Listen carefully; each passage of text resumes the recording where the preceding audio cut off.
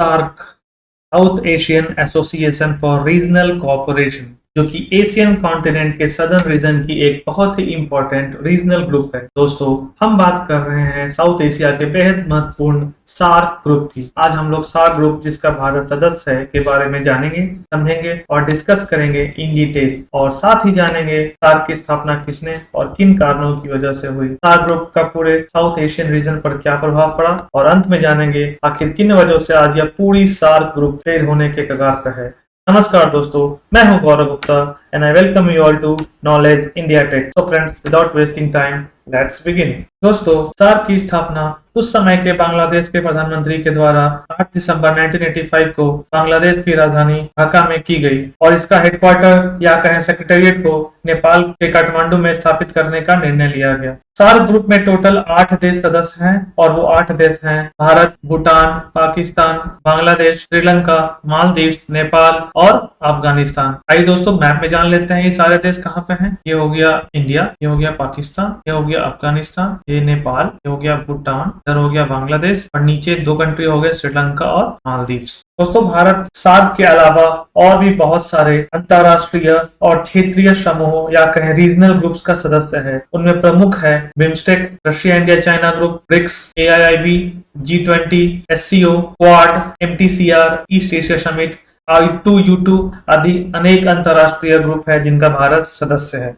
दोस्तों, ये सारे सार्क मेंबर कंट्रीज के फ्लैग हैं। यह बहुत जरूरी है और हमें साउथ एशियन कंट्रीज के फ्लैग के बारे में मालूम होना चाहिए। तो ये हो गया हमारा प्यारा भारत, फिर आ गया श्रीलंका, ये श्रीलंकन फ्लैग हो गया, ये बांग्लादेश की फ्लैग हो गई, ये अफगानिस्तान का फ्लैग हो गया, ये मालदीव, फिर पाकिस्तान, भूटान, और ये एंड में नेपाल का फ्लैग हो गया। बढ़ने से पहले आप सबों के लिए 2 सवाल है। पहला क्वेश्चन है, which of the following is not a member of SAARC group. आपको बताना है इनमें से कौन सा देश है जो सार्क ग्रुप का सदस्य नहीं है। आपके ऑप्शंस हैं A Pakistan, B Sri Lanka, C Myanmar या फिर D बांग्लादेश। दूसरा प्रश्न है, which SAARC country shares the longest boundary with India. SAARC country का वो कौन सा देश है जो भारत के साथ सबसे लंबी सीमा को टच करता है। आपके ऑप्शंस हैं A Myanmar, B Pakistan, C Bangladesh या फिर D नेपाल। दोस्तों, इन दोनों सवालों को आप ट्राई करें and answer them in comment. सही जवाब मैं वीडियो के अंत में दूंगा।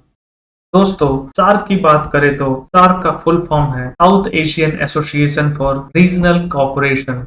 जैसा कि नाम से पता चलता है कि यह ग्रुप केवल साउथ एशियन कंट्रीज को मिलाकर बना है। यह एक साउथ एशिया का regional intergovernmental organisation and geopolitical group है। कहने का तात्पर्य यह है कि यह एक क्षेत्रीय अंतर सरकारी भू राजनीतिक संगठन है जो पूरे साउथ एशियन कंट्रीज को अपनी बात कहने का एक इंटरनेशनल प्लेटफॉर्म देता है, जहां पर सारे देश आकर आसानी से अपनी बातों को इस ग्रुप के माध्यम से एक दूसरे से आपस में डिस्कस कर सकते हैं। और जैसा कि आपको पता है, सार्क की स्थापना 8 दिसंबर 1985 को बांग्लादेश की राजधानी ढाका में हुई, और इसकी सचिवालय नेपाल के काठमांडू में स्थित है, जिसे 16 जनवरी 1987 को स्थापित किया गया। सार्क में कुल 8 सदस्य हैं, 8 देश हैं, जो कि हैं अफगानिस्तान, बांग्लादेश, भूटान, भारत, मालदीव, नेपाल, पाकिस्तान और श्रीलंका। दोस्तों, सार्क शुरुआत में केवल 7 देशों को मिलाकर बना था, फिर बाद में अफगानिस्तान को 2005 के बाद इस सार्क ग्रुप का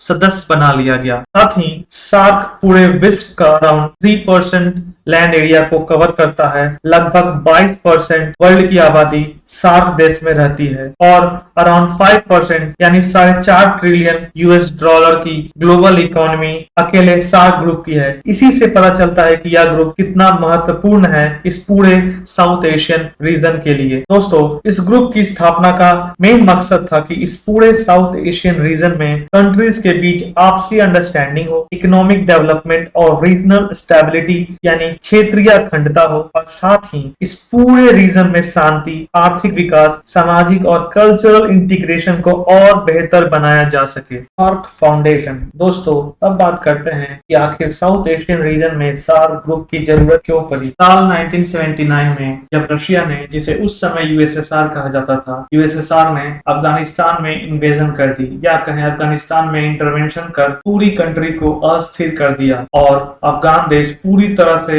पूरे इस रीजन में अनस्टेबल हो गया, और एक फुल स्केल वार स्टार्ट हो गई USSR और अफगान रेबल्स के बीच में, जिसकी वजह से साउथ एशियन रीजन और भारत के एक क्लोज पड़ोसी देश पूरी तरह से अनस्टेबल हो गया, जो इस पूरे साउथ एशियन रीजन के लिए बिल्कुल भी सही नहीं था। और साथ ही साउथ एशियन कंट्री भी उस समय पर काफी अच्छी स्थिति में नहीं थी। रिसेंटली भारत और पाक के बीच वॉर की वजह से 1971 में ईस्ट पाकिस्तान अपने मेनलैंड पाकिस्तान से अलग होकर 16 दिसंबर 1971 को एक नया देश पाकिस्तान से अलग होकर बांग्लादेश बना। Economic condition of India was also not good. Bharat की आर्थिक स्थिति भी उस समय काफी अच्छी नहीं थी। पाकिस्तान हार के बाद भारत में आतंकवाद फैलाने के प्रयास कर रहा था। श्रीलंका भी एलटीटी रेडिकल ग्रुप से अपने देश में काफी अनस्टेबल था। और नेपाल की बात करें तो नेपाल में भी राजशाही, डेमोक्रेसी और नक्सल इन सभी मुद्दों से जूझ रहा था। और पूरे नेपाल में लोगों की मांग अब राजा को हटाकर प्रजातंत्र, डेमोक्रेसी लाने की थी। इसी वजह से इस पूरे साउथ एशियन रीजन में एक ऐसे ग्रुप की जरूरत थी जहां पर ये सभी छोटे बड़े देश आपस में बैठकर अपनी आपसी मतभेद और प्रॉब्लम्स को एक कॉमन प्लेटफॉर्म पर डिस्कस कर सके, ताकि इस पूरे क्षेत्र को एक बेहतर, सशक्त और आर्थिक रूप से मजबूत बनाया जा सके। बांग्लादेश के तब के प्रेसिडेंट जियाउर रहमान ने नेपाल, भूटान और श्रीलंका के साथ मिलकर इस आइडिया को इन्विजन किया और सार्क ग्रुप के स्थापना में, फाउंडेशन में एक बहुत इंपॉर्टेंट रोल प्ले किया। अगर हम जियाउर रहमान को फाउंडिंग फादर ऑफ सार्क कहें तो यह गलत नहीं होगा। Finally first SAARC summit was held in Dhaka. पहली सार्क समिट ढाका में 7 और 8 दिसंबर 1985 को हुई, जिसे बांग्लादेश के तब के राष्ट्रपति हसन इरशाद के द्वारा होस्ट किया गया and the declaration was signed by 6 member countries. दोस्तों, पहली सार्क समिट में 7 देशों ने हिस्सा लिया। उस समय अफगानिस्तान सार्क का पार्ट नहीं था। इसी प्रयास के साथ 1980 में 7 देशों ने, जिसमें भारत, बांग्लादेश, नेपाल, पाकिस्तान, श्रीलंका, मालदीव्स और भूटान ने आपस में व्यापार को बढ़ाने का निर्णय लिया, ताकि इन सभी देशों में रहने वाले लोगों की आर्थिक स्थिति बेहतर हो सके और इन सारे देशों के बीच एक विश्वास, भाईचारा और आपसी अंडरस्टैंडिंग को बेहतर किया जा सके। दोस्तों, अफगानिस्तान पहले सार्क का हिस्सा नहीं था। जब यूएसएसआर ने अफगानिस्तान को छोड़ी, तब अफगानिस्तान ने सार्क ग्रुप को ज्वाइन करने की इच्छा जाहिर की और इसी कारण 2005 में अफगानिस्तान ने ऑफिशियली सार्क ग्रुप को ज्वाइन करने के लिए अप्लाई किया इन द ईयर 2005। चूंकि अफगानिस्तान को पहले सेंट्रल एशियन कंट्रीज का पार्ट माना जाता था और सेंट्रल एशियन कंट्रीज ने अफगानिस्तान को कभी भी सेंट्रल एशिया का पार्ट नहीं माना, इसीलिए अफगानिस्तान ने खुद को साउथ एशियन कंट्रीज का हिस्सा बनाना ज्यादा बेहतर समझा। और इसी कारण भारत अफगानिस्तान के इतिहास को ध्यान में रखते हुए भारत ने भी अफगानिस्तान को अपना एक important strategic south Asian neighbouring countries के रूप में देखा है। दोस्तों, तो इस तरह सार्क की स्थापना अस्तित्व में आई। यह है सार्क की ऑफिशियल वेबसाइट और इसाला रुवान अभी सार्क के करंट जनरल सेक्रेटरी हैं। फ्रेंड्स, अगर ऑब्जेक्टिव्स ऑफ सार्क की बात करें तो सार्क का मुख्य उद्देश्य है to promote the welfare of the people of South Asia and improve their quality of life. South Asia में रहने वाले लोगों का सामाजिक विकास करना और उनके स्टैंडर्ड ऑफ लिविंग को ऊपर करना, इस सार्क का सबसे इंपॉर्टेंट ऑब्जेक्टिव है। साथ ही सार्क कंट्रीज में आर्थिक विकास, सामाजिक विकास और सांस्कृतिक तरक्की करना है। इसके अलावा साउथ एशियन देशों के बीच में आपसी विश्वास, अंडरस्टैंडिंग और आपस में कोई भी दिक्कत हो तो डिप्लोमेटिक बातचीत से मामले का हल करना है। साथ ही सार्क देशों में आपसी भागीदारी से आर्थिक, सामाजिक, सांस्कृतिक, तकनीकी और साइंटिफिक विकास के साथ रिसर्च एंड डेवलपमेंट को आगे बढ़ाना है। And most important one is to strengthen the cooperation among themselves in international forums on the matters of common interest. यानी सार्क देश एक दूसरे को इंटरनेशनल फोरम जैसे कि UN, United Nation Security Council और यूनाइटेड नेशन जनरल असेंबली में एक दूसरे को सपोर्ट करेंगे और इस क्षेत्र के हित में जो होगा वही इंटरनेशनल फोरम पर कहेंगे with common aim and purpose that benefits the SAARC nations, जो सार्क नेशन के भलाई में हो। Friends, these are the major objectives of SAARC group. Myanmar and China, जो कि साउथ एशियन रीजन के 2 नेबरिंग कंट्रीज हैं, जो कि फिलहाल सार्क के ऑब्जर्वर कंट्रीज हैं, उन्होंने भी सार्क का फुल मेंबरशिप ज्वाइन करने के लिए have shown interest to become a full member of the SAARC group. दोस्तों अगर हम सार्क के ऑब्जेक्टिव की बात करें तो कुछ हद तक सार्क ने अपने ऑब्जेक्टिव को अचीव किया है on certain areas of trade, commerce, cultural, technical and scientific R&D etc. but very less on fighting terrorism and regional stability। और इसी वजह से सार्क के कई महत्वपूर्ण मुद्दों पर निर्णय नहीं होने के कारण यह साउथ एशियन रीजनल ग्रुप अपने महत्व को खो रही है और आज यह ग्रुप फेल होने की कगार पर है। सार्क ने जरूर कुछ ऑब्जेक्टिव को अचीव किया है, परंतु आतंकवाद, टेररिज्म और फादर ऑफ टेररिज्म पाकिस्तान की वजह से आज यह बेहद इंपॉर्टेंट साउथ एशियन ग्रुप बिल्कुल नल एंड वॉइड हो चुका है। क्योंकि जब भी कोई महत्वपूर्ण निर्णय सार्क के सभी देशों द्वारा लिया जाता है तो पाकिस्तान उसका विरोध करता है और वह बिल पास नहीं हो पाता, फिर चाहे वो ट्रेड, व्यापार का मुद्दा हो या फिर अन्य रीजनल स्टेबिलिटी का। पाकिस्तान ने इस पूरी साउथ एशिया के रीजन को आतंकवाद की आग में झोंक दिया है। पाकिस्तान आज आतंकवाद की फैक्ट्री बन गया है जो न कि साउथ एशिया बल्कि पूरे विश्व में आतंकवाद और जिहाद को फैला रहा है, एक्सपोर्ट कर रहा है। इसी कारण 12th and 13th SAARC summit में 7 देशों ने टेररिज्म के खिलाफ प्रस्ताव पास किया था। पाकिस्तान एंड चाइना दोनों मिलकर साउथ एशिया में इंस्टेबिलिटी को प्रमोट कर रहे हैं ताकि भारत के इकोनॉमिक ग्रोथ और प्रभाव को रोका जा सके। चीन और पाकिस्तान नहीं चाहते कि भारत इस पूरे रीजन को लीड करे और सारे देश भारत की बात सुने। इस वजह से भारत को अस्थिर करने के लिए पाकिस्तान आतंकवादियों को न सिर्फ भारत में बल्कि नेपाल, बांग्लादेश, श्रीलंका और मालदीव जैसे छोटे देशों में भी चीन के साथ मिलकर आतंकवाद और रेडिकल इस्लामिस्ट ग्रुप को बढ़ावा देता है। दोस्तों यही कारण है कि भारत ने 19th सार्क समिट को बायकॉट कर दिया जो पाकिस्तान में होने वाला था और उसके साथ ही अन्य 3 देशों ने भी भारत का साथ देते हुए होने वाले 19th सार्क समिट को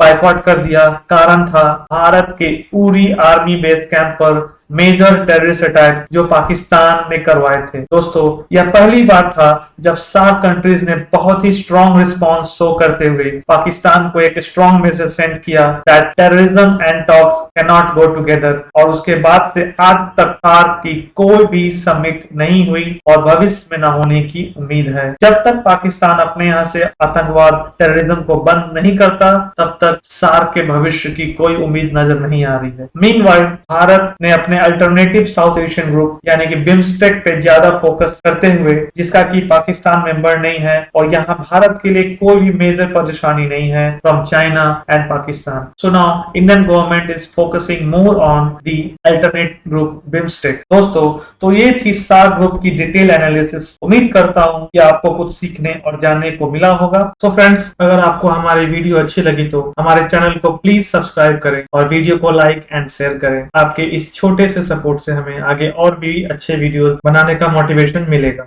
तो फ्रेंड्स एक बार एंड में मैप प्रैक्टिस कर लेते हैं तो जान लेते हैं कि वो सारे 8 सार्क कंट्रीज कौन से हैं। तो एक इंडिया हो गया, फिर वेस्ट में पाकिस्तान और अफगानिस्तान हो गया, नॉर्थ में हमारे कंट्रीज हो गए नेपाल और इधर भूटान, ईस्ट में हो गए बांग्लादेश, साउथ में हो गए श्रीलंका और यहाँ मालदीव्स, ये मालदीव्स आइलैंड कंट्री हो गए। तो फ्रेंड्स टोटल 8 हो गए, 1 2 3 4 5 6 7 और 8, टोटल 8 सार्क ग्रुप हो गए इस साउथ एशियन रीजन में। दोस्तों साउथ एशियन रीजन की बात करें तो इस पूरे साउथ एशियन रीजन में भारत सबसे बड़ा कंट्री है और ये सारे भारत के इंडियन सब कॉन्टिनेंट के कंट्रीज हैं। इधर आपके अरेबियन सी हो गए, इधर बे ऑफ बंगाल और नीचे इंडियन ओशन हो गए इधर। सो फ्रेंड इस तरह हमने सारे सार्क नेशन के बारे में जाना और जाना कि सार्क ग्रुप क्यों इंपॉर्टेंट है और किन कारणों की वजह से आज सार्क फेल होने की कगार पर है। दोस्तों ये 2 सवाल हमने वीडियो के स्टार्टिंग में पूछा था और इन दोनों सवालों के जवाब है। पहला क्वेश्चन था which of the following is not a member of SAARC group. दोस्तों इसका सही जवाब है आपके सी म्यांमार। और दूसरा सवाल जो पूछा था हमने which SAARC countries share the longest boundary with India.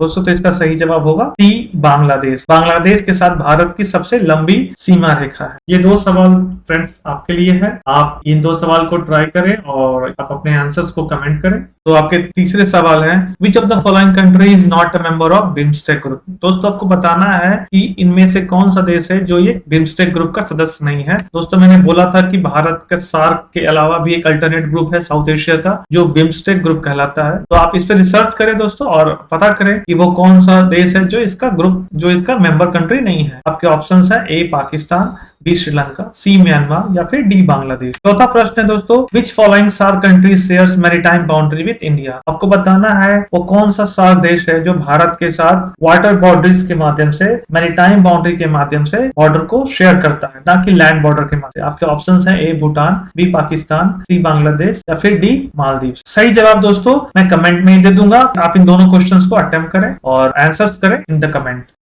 तो व्यूअर्स, अगर आप हमारे चैनल पर नए हैं तो हमारे चैनल नॉलेज इंडिया टेक को जरूर सब्सक्राइब करें और हाँ, बेल आइकन को दबाना ना भूलें ताकि आपको हमारी अगली वीडियोस का नोटिफिकेशन पहले मिल सके। तो थैंक यू वेरी मच। मैं गौरव गुप्ता विदा लेता हूँ, मिलते हैं अगले वीडियो में।